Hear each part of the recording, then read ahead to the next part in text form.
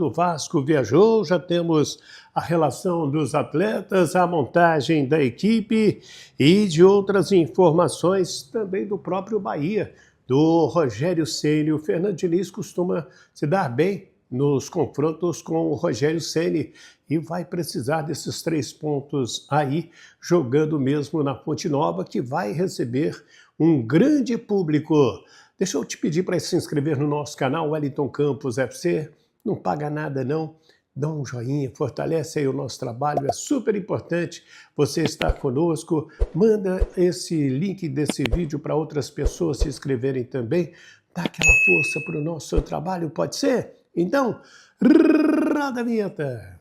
Muito bem, minha gente, vamos começar então pelos relacionados, né? O Vasco já seguiu para Salvador, onde pega o Bahia amanhã, na Fonte Nova, às 4 da tarde. Sem maiores novidades na lista, os goleiros Léo Jardim, o Daniel Fusato e o Pablo. O Pablo geralmente ele é cortado, mas é importante você levar 3 goleiros.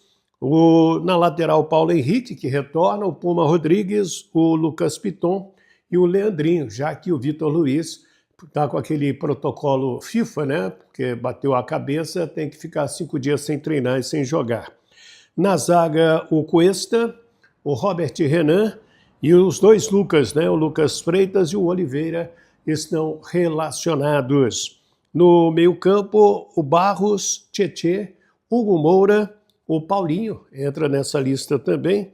Quem mais aqui? O Matheus Carvalho, o Matheus França, o Nuno Moreira e o Thiago Mendes. São os jogadores relacionados pelo técnico Fernando Diniz. Os atacantes, o Andrés Gomes, também retornando, Verrete, Rayan, o GB e o David. São os jogadores que vão para este jogo contra o Bahia. Wellington, qual que é a tendência de time? Léo Jardim, Paulo Henrique, Cuesta, junto com Robert Renan e o Lucas Piton, Barros, Hugo Moura e Tietê mais o Nuno. Acho que vai ser esse meio campo aí. E na frente, o Rayan com o Andrés Gomes é o que a gente está acreditando que o Diniz irá colocar em campo no jogo contra o Bahia. Olha só, para você ter uma ideia, cerca de 35 mil ingressos foram vendidos até ontem, então vamos ter um público muito interessante para Bahia e Vasco da Gama.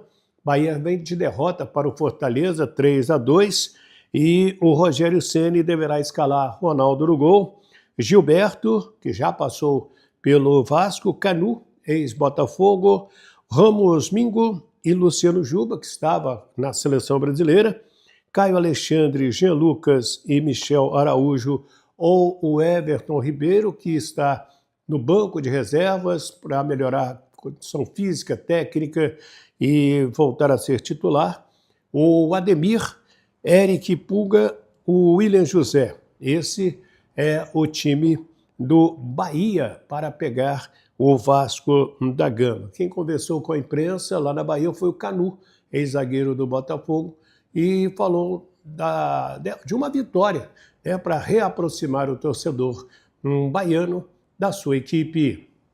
Como eu falei anteriormente, a equipe vem fazendo um ano regular, só que nessa reta final a gente está deixando a desejar, e isso tem que ter um basta, e a gente espera que seja domingo. A gente precisa entregar um pouco mais, a gente precisa se doar um pouco mais, coletivamente a gente precisa estar atento aos detalhes para que lances bobos não aconteçam. Então, nós estamos motivados, a gente quer virar essa chave e domingo é uma grande oportunidade para isso. Bem, aí o zagueiro Canu. Agora, o Rogério Ceni, ele foi perguntado sobre 2 garotos, o Juan Pablo e o Del, jogadores de 17 anos que estão na seleção brasileira, que está no Mundial. Foi para a semifinal, segunda-feira, pega a equipe de Portugal. Del fez 2 gols ontem, deu a classificação ao Brasil contra a boa seleção de Marrocos. E o Rogério Ceni tem os pés no chão quanto ao aproveitamento dessa moçada. E tem uma fala importante, escuta aí. Eu conheço o Del Juan Pablo do treinamento todo dia. Acho o Juan Pablo um garoto que já está à frente, principalmente na parte física do que o próprio Del, né?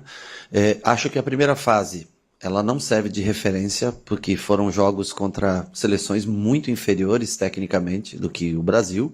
Acho que já um jogo contra uma França já é um parâmetro melhor para fazer uma avaliação. Contra o Paraguai, um time que perde um jogador com acho que menos de 10, não foi no comecinho do jogo ali que o Brasil fica sem um jogador, joga com 10, né? Não dá para avaliar. Fiquei até com receio que o Juan Pablo tivesse se lesionado naquele dia, né?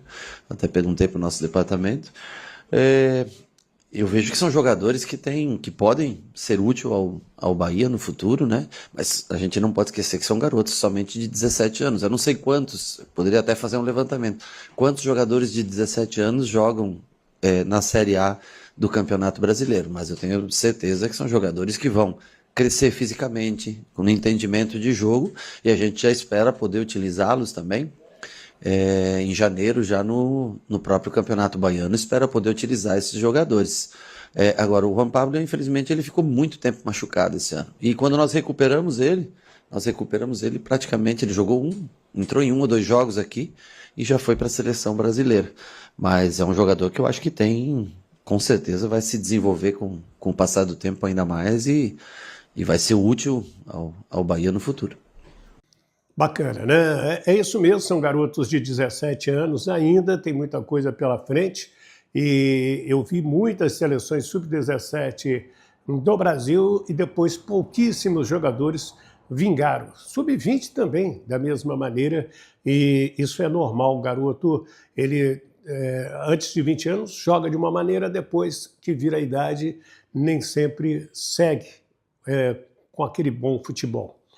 Bem, eu fui assistir de novo a entrevista do Fernando Diniz, depois da derrota para o Grêmio, e ele foi perguntado um tema muito interessante de arbitragem, e eu concordo com o colega Gaúcho, que perguntou sobre como que os técnicos, os principais técnicos do Brasil, podem ajudar a mudar a cabeça do atleta brasileiro, que qualquer coisa simula falta, né? Rola para um lado, rola para o outro, como se tivesse tomado um soco, um tapa, uma cotovelada. E isso, inclusive, o Diniz recentemente falou sobre educação no futebol. Ao ser questionado, repito, a pergunta não é minha, de um colega gaúcho, na coletiva o Diniz falou assim. Nesse sentido, da educação que eu falei, é uma coisa muito mais profunda do que essa coisa específica que você está falando. Esse tipo de reeducação, acho, nos times que eu dirijo, tem muita pouca simulação. A gente retarda muito pouco o jogo. Hoje a gente perdeu o jogo e o Klaus fez uma partida com um critério igual para os dois lados. Não é que os árbitros vão ter critérios iguais, que o Klaus vai ser igual ao Wilton, que o Wilton vai ser igual a um outro. Não é isso. É que o árbitro, o mesmo árbitro, usa de critério diferente na mesma partida. E aí não tem como deixar de ter discordância e reclamação também. Então, assim, tem que ter uma preparação melhor dos árbitros, acho que tem que ter uma profissionalização, mas no aspecto de educação eu concordo que a gente tem que procurar reclamar menos e eu procuro fazer isso. Às vezes eu me excedo, às vezes na arbitragem, mas na questão do jogo, de simulação, de não retardar o jogo, isso as equipes que eu dirijo, elas colaboram e bastante para que o jogo aconteça. Hoje a gente não fez cera em nenhum minuto, estava jogando fora de casa, o Grêmio fazendo uma partida boa, em nenhum momento a gente fez cera. Mas a educação que eu falei recentemente é uma coisa que vai muito além disso que você está falando. Isso é uma coisa que todo mundo tem que participar, a mídia, todo mundo. Acho que a profissionalização e a gente conseguir, de fato, conter as reclamações. Mas o que eu vejo de uma cobrança muito generalizada dos treinadores é que o árbitro mantenha um critério de arbitragem no começo e final da partida. É isso que a gente cobra. Hoje a gente perdeu o jogo de 2-0 e a arbitragem foi muito boa. Não tem nada a falar da arbitragem. E aí, você concorda com o Diniz? É isso mesmo? Ou o jogador brasileiro ele precisa melhorar? Eu me lembro quando o Neymar foi para a Europa, ele apanhou muito, não só dos adversários, mas porque qualquer coisa ele caía, né? Então o Neymar teve que aprender a jogar em pé para ter aí menos vaias dos torcedores dentro dos estádios. Agora, no Brasil, eu te confesso, quer ver outra coisa que me irrita profundamente? O VAR vai lá no é chamado, né, sugerido a ele ir ao monitor, fica aquele monte de gente na beira do campo, como se ele fosse ouvir um, ouvir o outro, né? Se a opinião de quem está do lado de fora, que sequer está vendo ali o monitor, vai valer para o árbitro. Você vê nos outros países, o árbitro vai lá, não vai, ninguém vai atrás encher o saco dele.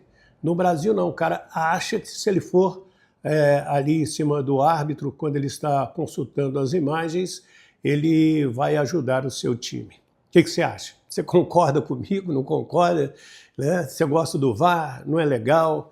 Você tiraria o VAR do futebol? O Sub-17 está testando o desafio. Né? Já tinha sido testado pela FIFA no Mundial Sub-20 feminino, agora está sendo testado pela FIFA no Mundial Sub-17. Eu acho mais interessante, como é no vôlei, né? O treinador tem por tempo 3 desafios. Olha, eu acho que foi pênalti, então ele desafia a arbitragem que vai consultar e aí por diante. Vamos lá, são queridos parceiros inscritos que estão sempre colaborando conosco. Se inscreva aí, Wellington Campos FC, paga nada não. Dá aquele joinha aí, fortalece o nosso trabalho, é super importante e a gente agradece o seu carinho de sempre. Um ótimo final de semana para todos, fiquem com Deus. Do Rio de Janeiro, Wellington Campos.